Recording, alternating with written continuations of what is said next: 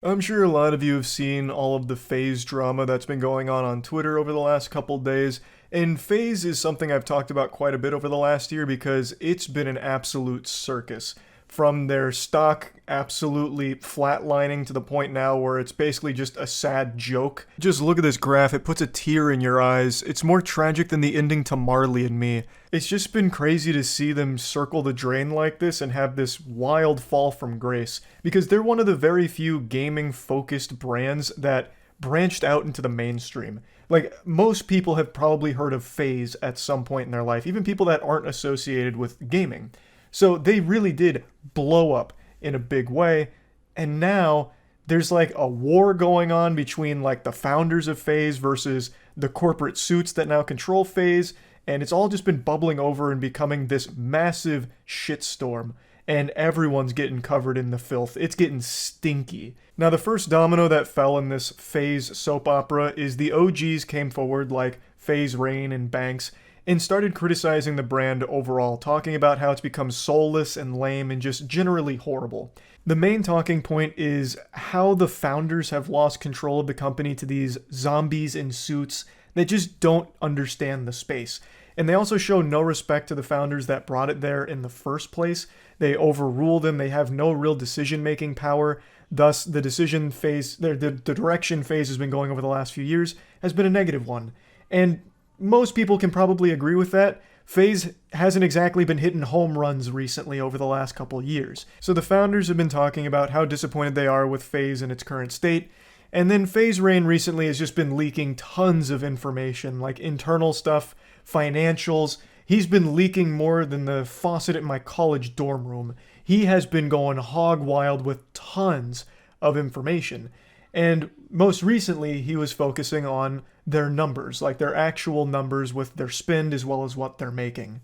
He made a video going over their financials, talking about how much they spend on certain games in the esports space, as well as the lack of return they see from it, even disclosing Nick Merck's salary for being on FaZe, which is like $1 million a year, and he just goes over how much they're spending and how they're not seeing any of that money. It's just fucking vanishing into thin air and just like literally bleeding them dry on finances. According to a lot of his numbers here, they're spending over $700,000 a month on like esports stuff.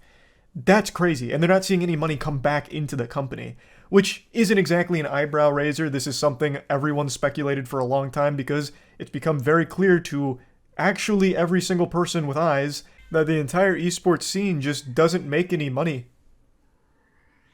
What's wrong, Io? I don't know why the esports scene is so shit for generating profit. I have no idea. I don't have the answers. What's wrong? I've upset Io mentioning this. Because it is heartbreaking. Like, esports is a scene that you get in for passion, and you see a lot of orgs start to close their doors because they just can't stay afloat. It's very expensive, and you don't make anything. So Rain was going over their numbers, which I do believe because like the information he's been leaking has so far been confirmed accurate. And he's just talking about like how much money they're losing, and it's a lot. Over 700,000 clams, over 700,000 pristine doubloons is a ton of cash. That's nuts. To convert that to Robux, I wouldn't even know where to start. You'd need like fucking 50 zeros at the end of that number. It's a lot of money that they are pissing away and not getting anything back from. So he started revealing these numbers. More OGs came forward to talk about how upsetting it is to see the direction that the brand has gone and that it's completely lost its identity. The people at the top of the food chain don't understand the culture, so it's trash. All of these statements from the OGs then led to this like Marvel civil war within FaZe, where you had the OGs versus the people at the top and also new generation FaZe members. So a lot of the audience was on the OG side and a lot of the audience on the new side. And it's just been this constant clashing. And yesterday, it really festered into something pretty foul. So just to give context here, it started with this tweet from FaZe Clan where they said, "We want more women in FaZe Clan." To which FaZe Rain replied saying, "Spoiler alert, it's Grace, and the only reason I heard was because she was on one episode of Stranger Things." He's referring to Grace Van Dien, who is a streamer named Bluefy and also was in Stranger Things. So it turns out he was 100% right, because yesterday FaZe announced that Grace Van Dien is joining the FaZe family. Now, this all led to a lot of hubbub a lot of discussion and a lot of controversy. And with a very public fallout between the OG FaZe founders and current FaZe, people were already on edge. It also really didn't help with the FaZe tweet about wanting more women in the organization, because that got the community excited, thinking that FaZe was about to make a big signing from someone who's been grinding in the scene for a long time, working hard for an opportunity like joining FaZe. And then turns out they had already made their decision when they had made that tweet. So that was kind of a bad look, and it didn't do anything good for Grace, because it put her in an uncomfortable position where the community was upset that she got the opportunity being a relatively new streamer. They thought that they had signed her just because she's a celebrity. So some members of the community got upset at Grace directly, which I think is super misguided. There's plenty to critique about FaZe signings and business decisions, but Grace didn't do anything wrong here. She does stream often and then had this opportunity to join a huge org. Yes, being an actress did obviously help her get this opportunity for sure, but at the very least, she seems excited about it and does actively stream, which is already more than you can say for half of their celebrity signings. Like Snoop Dogg, for example. They paid him a fat load of money, as well as stock, in FaZe in order for him to be on board the FaZe family. And all he ever did was take a single photo with them, and then the word FaZe never left his lips again. He must have been hit by a Men in Black neuralizer that erased his memory of FaZe Clan entirely, because he never did anything with them, in spite of getting all of this money and this stock.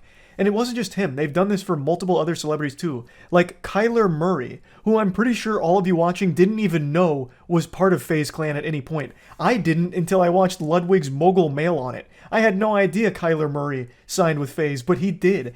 Kyler Murray never even mentioned FaZe Clan a single time. Not once. After joining. But in this case, Grace is an active streamer, thus will be presenting the FaZe brand to her audience, and she seems extremely excited about doing things in collaboration with FaZe, which is infinitely more than any celebrity that FaZe has signed recently. So I really feel that the anger directed towards Grace is just a little weird. The focus should instead be placed on how out of touch FaZe has become with the decisions they make. For example, this was also mentioned in Ludwig's Mogul Mail, but it's something I've talked about as well, where FaZe had that whole super expensive reality show where, you know, who wants to be the next FaZe member? So you want to be a FaZe superstar, do ya? Well, hop on board the Polar Express here for this FaZe show. And they put so much money into it, and only like 6 people ever watched it. Like, they dumped money into this completely geriatric, dumb ideas like that reality show that no one cares about, no one gets excited for. And all of their YouTube content is beyond dead. And no matter how much mouth-to-mouth they give it, they can't revive it. They can't get that heartbeat back, no matter how much they try, because they just don't know what they're doing or what direction to take FaZe. It's become very corporate, and most people don't vibe with it anymore. And it's also led to new FaZe members fighting with the old FaZe members. So they're like actually butting heads and, you know, throwing down in the Twitter replies against each other.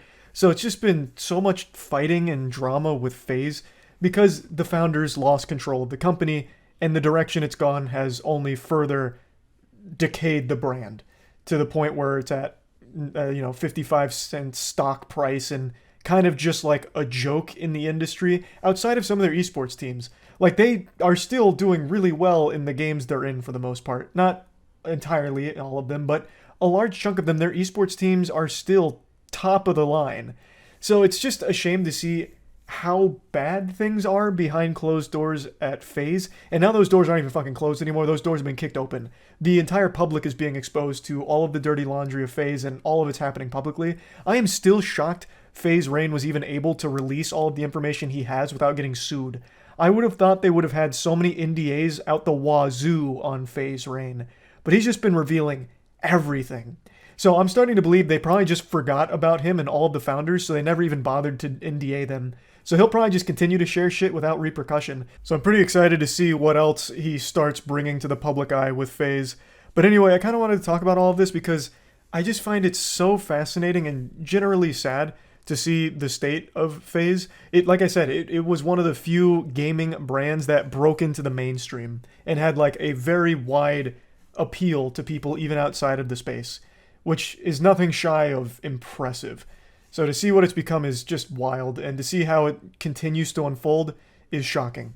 And I wanted to talk about it a little bit. I don't know how it recovers, I really don't, Like, even if it does get back into the hands of the OGs, I still don't exactly know how they right the ship right now. I don't know how they fix all the damage that's been done to the brand. They'd probably have to start over, like, at the very bare bones level and build it all again. Because it's just been so tarnished. And they've lost so much money as well. I just don't know exactly how you fix it. But anyway, I just wanted to go over it all. That's about it. See ya.